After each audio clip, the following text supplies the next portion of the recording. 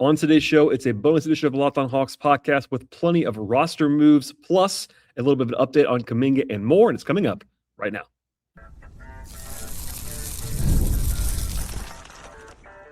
You are Locked On Hawks, your daily Atlanta Hawks podcast, part of the Locked On Podcast Network. Your team every day.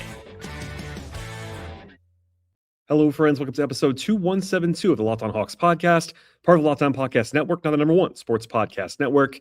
I'm your host, Brad Rowland, coming to you on a Wednesday evening here in the middle of February.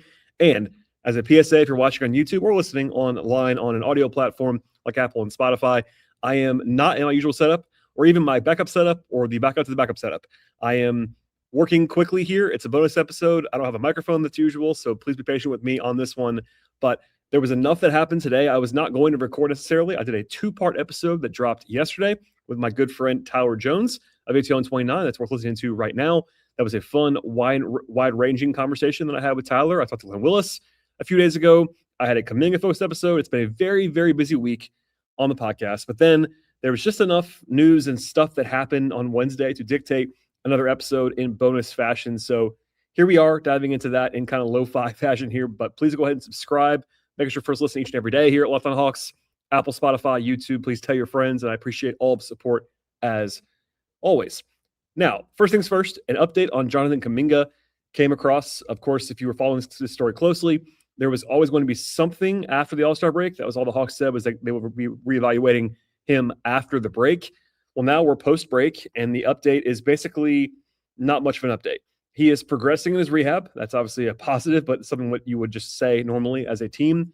But he'll be reevaluated in another week from today. So again, it's Wednesday. It's always approximate. It's never, I shouldn't say never. It's not always exactly on the day. But if you go 7 days from now, that's 4 more games. He'll be out. So I would say projection-wise, it's at least 4 more games. I spent a lot of time talking about him on the last couple podcasts with Tyler, with Glenn, with Sam, etc. So I'm not going to go into the whole thing again with Kuminga right now. But another week is 4 games. And as I said, the entire break, reevaluation does not mean return. So we don't really have any more detail on the knee injury as he's progressing. But holding him out for 4 more games, that's 1/7 of the time that he's going to be in Atlanta for sure the rest of the season. So interesting setback, not necessarily a setback, but just one of those things where we weren't sure exactly. I try to caution people that say, hey, he may not be able to play on Thursday. Well, he's not playing on Thursday, and he's going to be out for at least another week. So, and by the way, again, no guarantees that he's going to play in a week. It's unfortunate because it would be very helpful for the Hawks, for Kuminga, short-term, long-term, all of that to get him on the court quickly to kind of learn some more information. That's really what the Hawks are looking to do mostly on their roster right now, is learn more information for the future. But for now, the update is not much of an update, and we'll see you in a week or so on Kuminga. The biggest news beyond that, kind of non-update, is that the Hawks made a couple of roster moves / transactions on Wednesday. The headline-grabbing one is that Nikola Đurišić has been waived by the Hawks. That happened midday on Wednesday. News broke before that. I reported it before it actually transpired, all that stuff. But Djurisic was the 43rd pick in 2024. So, a year and a half ago, basically. An intriguing prospect at his size, on-ball creation ability, theory. Again, second-round picks, especially outside the top 40. Not a super high hit rate, but certainly those are shots in the dark you can take. And I think he was a more than reasonable chance to do that. Still pretty young. He'll be 22 later on this season. So the ship's not totally sailed on him, but I'll come back to that later on. Just to kind of reset a little bit, because a lot of people today were like, what's going on here? Who's this player? And I understand that because he's been out of sight, out of mind. He has not been around the team for any length of time. So he got hurt during his first summer league in 24. He missed 4 or 5 months. It was a leg injury. The Hawks then did not sign him to an NBA contract before his rookie season. There was a pretty rare setup where if you follow this at all, like prospects are often stashed overseas if they're international prospects, like Djurisic was. But this time he was stashed, but he was stashed in the G League. He was on a G League only contract, which is very rare for a drafted player in the top 45, 50 picks. Then they signed him this past summer of 25 to a multi-year contract, both for the rookie minimum, which is like $1.2 million, very cheap contract in the first year with nothing guaranteed after that. So they owe him very little money. It was a very team-friendly contract setup, even some salary cap value, luxury tax value, because he's making so much less than the veteran minimum that if the Hawks were trying to avoid the tax, which they usually are, it actually had some value just to be a cheap roster spot in some respects. People keep asking me why the Hawks signed him. Theories on that obviously abound. They did draft him, different regime, but maybe there was a handshake agreement, all that stuff. Like, it could have been anything, but he was signed to a multi-year deal. Important to note, though, no money guaranteed after this year. They're going to have to pay him this year. That's fair, but that money's already spent. This is post-deadline, all that stuff, so keep that in mind. But anyway, fast forward to this year, he was not active, not play. He was not in a uniform at any point this year for the Hawks at the NBA level. And that is kind of, I would say, not the usual. Like, there were some injuries for sure, but he's played 21 G League games this year. That's not the entire season, but it's like half the G League year, or maybe 2/3 of the G League year so far. And for a player on a standard contract, not a two-way, he was on a full roster deal to never be in the NBA at any point. The Hawks had to recall him officially pre-All-Star break for like technicality purposes, but otherwise he's not been on the roster all year long, like the actual Atlanta Hawks active available roster at any point. That's very strange. So that's part of this. Part of this as well is that he's not even a particularly good G League player right now. I don't say that to be negative about him, but he's come off the bench in the G League. And most of the time, if you have an NBA player playing in the G League, they're going to be really good there or prioritized or both. And he was really neither of those things. He started only 2 of 21 games in College Park. That's not everything. I'm not actually a huge proponent of stars don't mean everything in basketball, but it's an indication that it's like, hey, not a huge priority going on down there.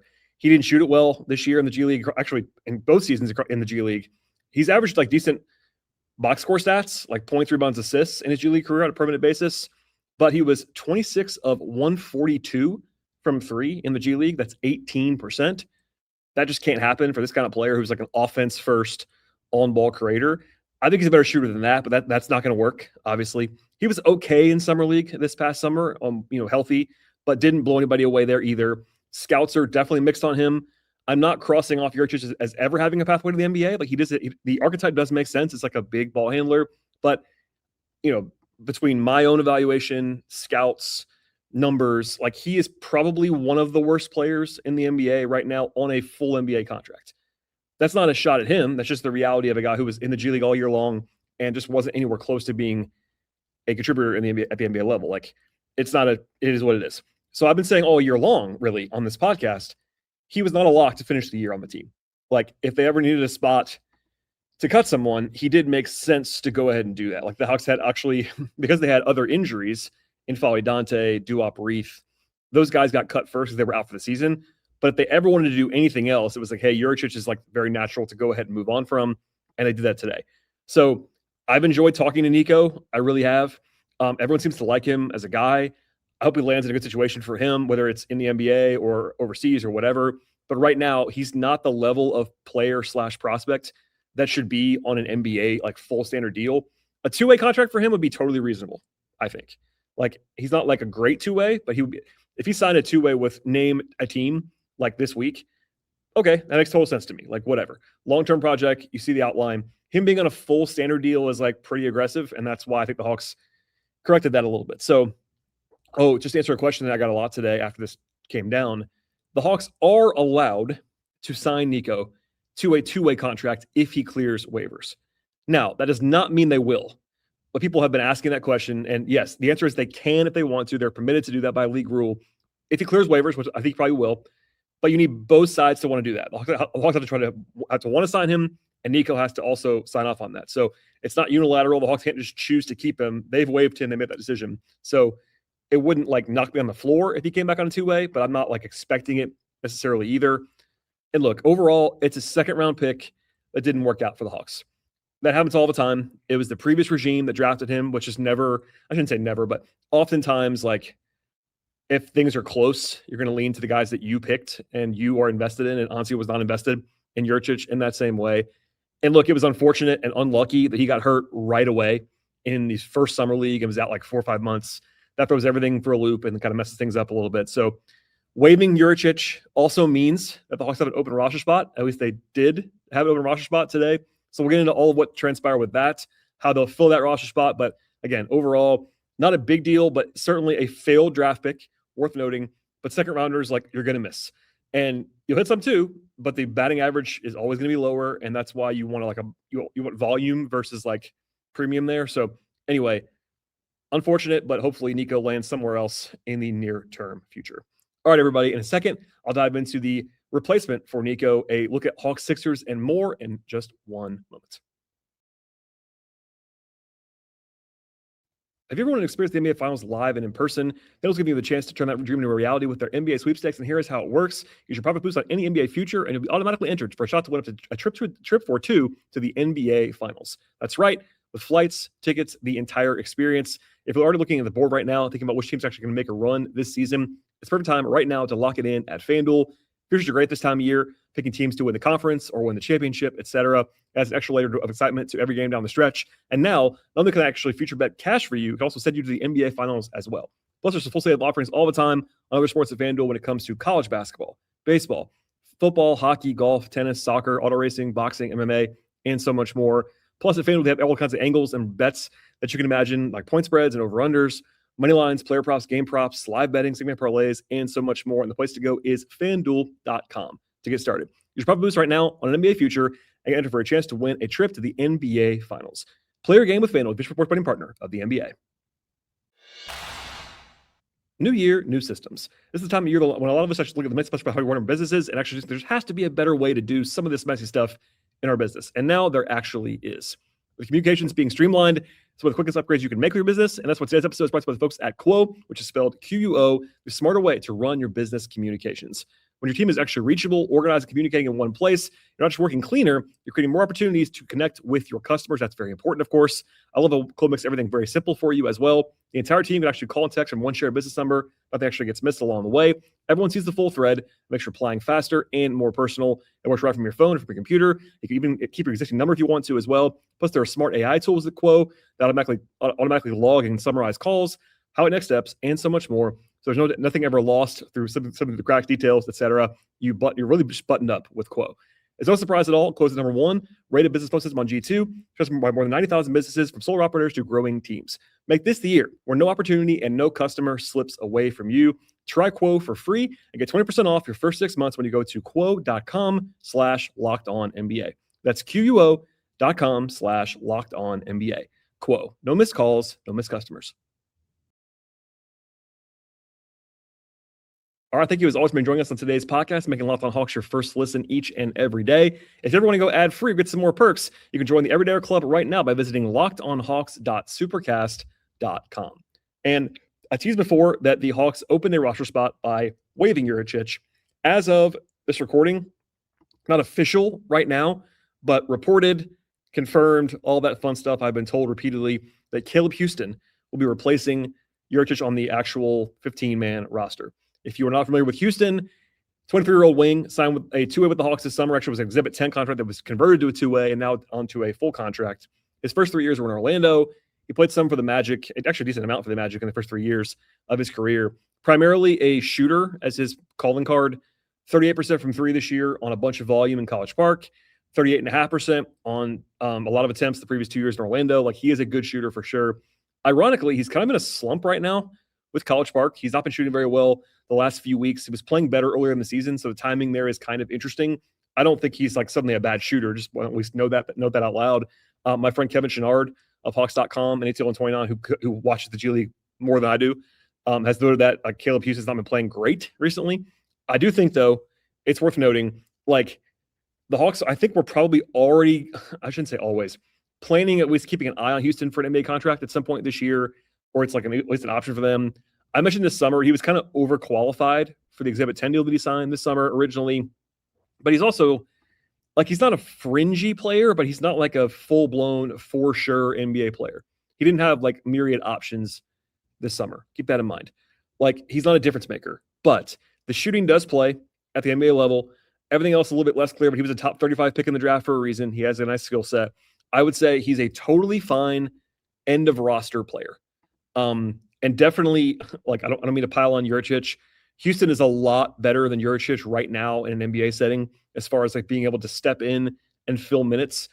If you wanted to argue that like 3 years from now, Djuricic's ceiling is higher, that's not crazy actually. But present day, Houston's a lot like more playable at the NBA level. So I don't think that Houston's going to play a lot anyway, because you probably need some injuries ahead of him. Like, for instance, Corey Kispert is just, I think, better than Caleb Houstan, for example.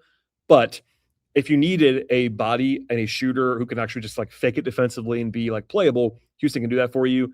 And he's been in the NBA for more than 2,400 minutes across 3.5 seasons. Like, he's been an NBA player for a decent chunk already, which doesn't like guarantee anything, but again, a reasonable investment. So a plug and play guy. We'll see what the details of the contract are. I have not been told for sure if it's a conversion or a new contract, which is more like, it's nerdy stuff, but teams can unilaterally, like on their own, convert two ways into a rest of season contract. But that's all it would be, rest of the season. Or they can agree with the player, two-sided, to like a multi-year contract. And I'm not saying that you would guarantee Houstan for next year, but the Hawks have been looking to get some guys on some team-friendly deals, for example. And I think maybe if you wanted to get Houstan on a non-guarantee for next year, wouldn't be a bad idea. Does that matter a ton? Probably not. But in the meantime, the roster is full again. There is an open two-way slot. Again, it could be Djurisic. I wouldn't guess it probably is, but maybe it would be. As far as like guys in College Park, I was asked today a couple times, like who in College Park could they sign? I think the only guy in College Park that I would consider signing to a two-way would be Kobe Johnson, Jalen's brother. He's been pretty decent in College Park and has a skill set defensively that's pretty interesting. But they can also go outside the team. That's worth noting as well. Like, it could be a guy in the G League somewhere else or a free agent or whatever. So only certain players qualify for two ways. You have to be a certain age, not age, but experience level in the NBA or less, like 4 years or less in the league. But they could leave it open. They could sign somebody. I would always say sign someone, because there's no cap penalty or anything like that. But in the meantime, nothing imminent. But if there is a player internally, I would guess it's probably Kobe Johnson, but we'll see how that goes. Before we get out of here, a quick look. Again, it's Wednesday evening. The injury reports are out for the game on Thursday. The Hawks only have one injury. It's Kuminga. So I started there on this podcast. I'll end there as well. Kuminga is the only player on the injury report. He's out for the game. But that's a good sign that nobody else is even questionable. Jalen's back in full. Ricochet, Dyson, guys been on the injury report recently. They're all full go, ready to go. On the Sixers side, Embiid, their biggest name, second best player probably right now, because Maxi's probably better than him at this point, is not playing. So Embiid's out. That's a big domino. Not like totally shocking. He got banged up a little bit pre-All-Star break. But as much as early in the year, Embiid looked a little bit creaky to me, he's been playing really well since then and is like not back to MVP level Embiid, but certainly is a good player. And that's a big loss for Philadelphia. Our friends at FanDuel had the Hawks as a bigger underdog this morning than they are now. Right now, it's like 2.5 points, which means basically home court advantage is all it is. That makes sense. If you take Embiid away and then level it off, like the Phillies been better than the Hawks this year, but not by a ton. So it's a winnable game. It's not an easy game by any means. I did the show this week on the mailbag. I said this a little bit, but this first game is a tough one. And then you have a back-to-back on Friday. Never easy. But after this game, the Hawks have 10 of the next 11 at home. That's pretty friendly. But this first game is not easy. They're underdogs in the game right now, but very winnable. Philly's a team that's like got some talent. Maxey, Edgecombe, Quentin Grimes, Kelly Oubre's been good this year. Paul George is banged up and all that stuff. But anyway, not banged up, but he's suspended. Regardless, keep it locked. We'll have a full breakdown of the game after it's over on this podcast feed. So this is a shorter one than usual, a bonus episode. This is going to be, I think, a 7 or 8 episode week on the pod, even with the All-Star break. So here we are. There was enough news where I wanted to give you guys an update. So that's the Kuminga story, Djurisic, Houstan. And if anything else breaks there on the two-way front or on Houston's contract, I'll talk about it tomorrow on the podcast. So please go ahead and subscribe. First listen, all that stuff to Locked On Hawks, Apple, Spotify, YouTube, etc. Follow the show on X/Twitter at Locked On Hawks. Follow me there if you want to at BT Rowland. I'm on Blue Sky BT Rowland. And also my non-podcast work about the Hawks can be found at patreon.com/BT Rowland. Everybody, thanks for listening as always, and we'll see you after the game on Thursday.